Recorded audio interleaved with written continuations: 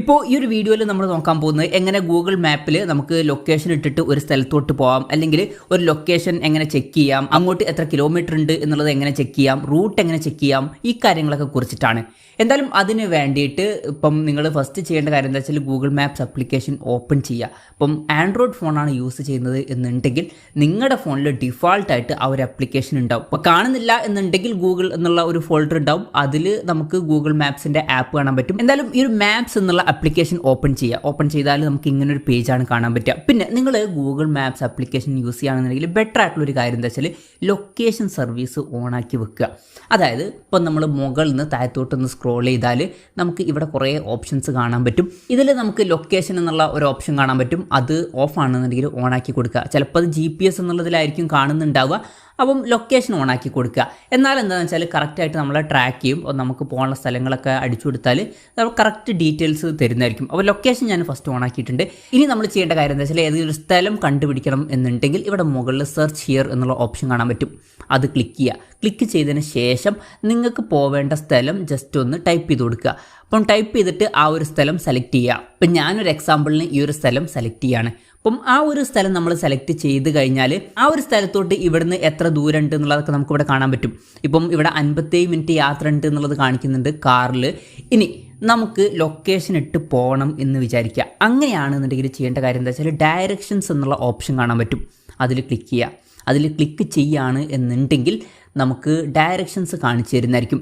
ഇതിൽ നമുക്ക് ഇഷ്ടമുള്ള റൂട്ട് സെലക്ട് ചെയ്യാവുന്നതാണ്. ഇപ്പോൾ ചിലപ്പോൾ ഒന്നിൽ കൂടുതൽ റൂട്ടൊക്കെ കാണിക്കും. ഇപ്പോൾ നിങ്ങൾക്ക് നോക്കിയാൽ കാണാൻ പറ്റും ഇവിടുന്ന് ഇങ്ങനൊരു റൂട്ടും കാണിക്കുന്നുണ്ട്, പ്ലസ് ഇതിൽ കൂടെ വേറൊരു റൂട്ടും കൂടി കാണിക്കുന്നുണ്ട്. ഇനി നിങ്ങൾക്ക് ഈ ഒരു രണ്ടാമത്തെ റൂട്ട് സെലക്ട് ചെയ്യണമെന്നുണ്ടെങ്കിൽ ആ ഒരു റൂട്ടിൽ ഏതെങ്കിലും ഒരു സ്ഥലത്ത് ജസ്റ്റ് ക്ലിക്ക് ചെയ്താൽ മതി. അപ്പോൾ രണ്ടാമത്തെ റൂട്ട് സെലക്ട് ആവും.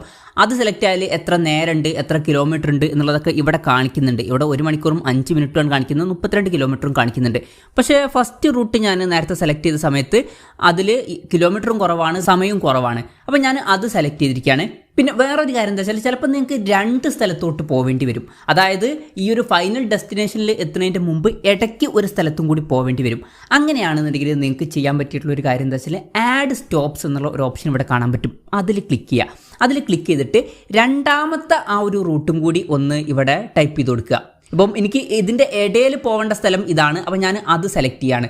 ഇപ്പം അത് സെലക്ട് ചെയ്യുകയാണെന്നുണ്ടെങ്കിൽ അതിന് പറ്റിയിട്ടുള്ള റൂട്ടും കൂടി ഇതിൽ കാണിച്ചിടും. അതായത് ഞാൻ പറഞ്ഞ ആ ഒരു സ്ഥലം ടച്ച് ചെയ്തിട്ടായിരിക്കും ഈ ഒരു ഫൈനൽ ഡെസ്റ്റിനേഷനിൽ എത്തുക. അപ്പം നിങ്ങൾക്ക് അങ്ങനെ വേണം എന്നുണ്ടെങ്കിലും ആഡ് ചെയ്യാവുന്നതാണ്. ഒന്നിൽ കൂടുതൽ സ്റ്റോപ്പുകൾ നിങ്ങൾക്ക് ആഡ് ചെയ്യാം. അപ്പം ഈ പറഞ്ഞിട്ടുള്ള എല്ലാ ലൊക്കേഷൻസും കണക്ട് ചെയ്തിട്ടുള്ള ഒരു ഡയറക്ഷൻസ് ആയിരിക്കും ഗൂഗിൾ മാപ്പ് നമുക്ക് തരിക. പിന്നെ ഒരൊറ്റ സ്ഥലത്ത് പോകാനാണെന്നുണ്ടെങ്കിൽ സ്റ്റോപ്പ് ഒന്നും ആഡ് ചെയ്യണ്ട. ഏറ്റവും ഫാസ്റ്റായിട്ട് എത്തുന്ന റൂട്ടുകൾ നോക്കിയാൽ മതി.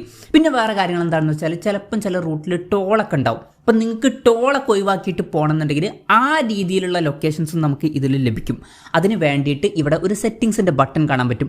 ഇവിടെ സൈഡിലുണ്ടാവും ഇങ്ങനൊരു ബട്ടൺ. അതിൽ ക്ലിക്ക് ചെയ്യുക. ക്ലിക്ക് ചെയ്ത് കഴിഞ്ഞാൽ ഇവിടെ അവോയ്ഡ് ടോൾസ് എന്നുള്ള ഓപ്ഷൻ കാണാൻ പറ്റും. അത് ഓൺ ചെയ്ത് കൊടുക്കുക. അങ്ങനെയാണെന്നുണ്ടെങ്കിൽ ടോൾ ഒഴിവാകുന്നതായിരിക്കും. പിന്നെ അവോയ്ഡ് ഹൈവേസ് ഫെയറീസ് എന്നുള്ളതൊക്കെ ഉണ്ട്. പക്ഷേ അത് നിങ്ങൾക്ക് ഓഫ് ആക്കണമെന്നില്ല, അത് ഓണാക്കി തന്നെ വെക്കാം. ടോൾ ഒഴിവാക്കണമെന്നുണ്ടെങ്കിൽ അവോയ്ഡ് ടോൾസ് ഓണാക്കി കൊടുക്കുക. പിന്നെ ബാക്കിയുള്ളതിൽ വലിയ ചേഞ്ചസ് വരുത്താതിരിക്കുകയാണ് നല്ലത്. എന്തായാലും ലൊക്കേഷനും കാര്യങ്ങളൊക്കെ ഇപ്പോൾ ഫിക്സ് ആയിട്ടുണ്ട്. ഇനി നമുക്ക് പോവുകയാണ് വേണ്ടത്. അതിന് വേണ്ടിയിട്ട് സ്റ്റാർട്ടിൽ ക്ലിക്ക് ചെയ്യുക. ക്ലിക്ക് ചെയ്യുകയാണെന്നുണ്ടെങ്കിൽ നമ്മുടെ മാപ്പ് സ്റ്റാർട്ട് ആവുന്നതായിരിക്കും. ഇപ്പം നമുക്ക് ഈ ഒരു മാപ്പിൽ നോക്കുകയാണെന്നുണ്ടെങ്കിൽ കറക്റ്റ് ലൊക്കേഷനും കാര്യങ്ങളൊക്കെ കാണാൻ പറ്റും. ഇപ്പോൾ നമ്മൾ പോകുന്ന സമയത്ത് എങ്ങോട്ടാണ് തിരിയേണ്ടത് എന്നുള്ളതൊക്കെ കറക്റ്റ് കൊടുത്തിട്ടുണ്ട്. അപ്പം ഇത് നോക്കിയിട്ട് നമുക്ക് ഈസി ആയിട്ട് ആ ഒരു സ്ഥലത്ത് എത്താൻ പറ്റും. പിന്നെ ചിലപ്പോൾ നിങ്ങൾക്ക് വേറൊരു ഡൗട്ട് ഉണ്ടാവും, അഥവാ ഇതിൻ്റെ ഇടയിലുള്ള സ്ഥലത്ത് നെറ്റ് ഇല്ലെങ്കിൽ എന്ത് സംഭവിക്കും എന്നുള്ളത്. അപ്പോൾ നമ്മൾ ഇറങ്ങുമ്പോൾ തന്നെ ഫസ്റ്റ് ഒരു ലൊക്കേഷനൊക്കെ അടിച്ചു കൊടുത്തിട്ടുണ്ടെങ്കിൽ ഇത് ഓഫ് ചെയ്തിട്ടില്ല എന്നുണ്ടെങ്കിൽ നെറ്റ് ഇല്ലെങ്കിലും നമുക്ക് ഇത് ലഭിക്കും. GPS വഴി അത് വർക്ക് ആയിക്കോളും നെറ്റ് ഇല്ലെങ്കിലും. പക്ഷെ ഒരു കാര്യമുണ്ട്, ആദ്യം നെറ്റ് ഉള്ള സമയത്ത് ഇത് സെർച്ച് ചെയ്തിട്ട് റെഡി ആക്കി വെക്കണം. എന്നാൽ മാത്രമാണ് ഇത് GPS പിന്നീട് വർക്കാവുക. എന്തായാലും ഇങ്ങനെ നമുക്ക് ഗൂഗിൾ മാപ്സിൽ ലൊക്കേഷനും കാര്യങ്ങളൊക്കെ നോക്കാവുന്നതാണ്. ഈ ഒരു വീഡിയോ നിങ്ങൾക്ക് യൂസ്ഫുൾ ആയി എന്ന് വിചാരിക്കുന്നു. എന്തായാലും ഈ വീഡിയോ പറ്റിയിട്ടുള്ള നിങ്ങളുടെ ജെനുവിൻ ആയിട്ടുള്ള അഭിപ്രായം ജസ്റ്റ് ഒന്ന് കമൻറ്റ് ചെയ്യുക. അതുപോലെ തന്നെ ഇതുപോലുള്ള വീഡിയോസ് ഇനിയും കാണാൻ താല്പര്യമുണ്ടെന്നുണ്ടെങ്കിൽ ഈ ചാനൽ സബ്സ്ക്രൈബ് ചെയ്യാവുന്നതാണ്.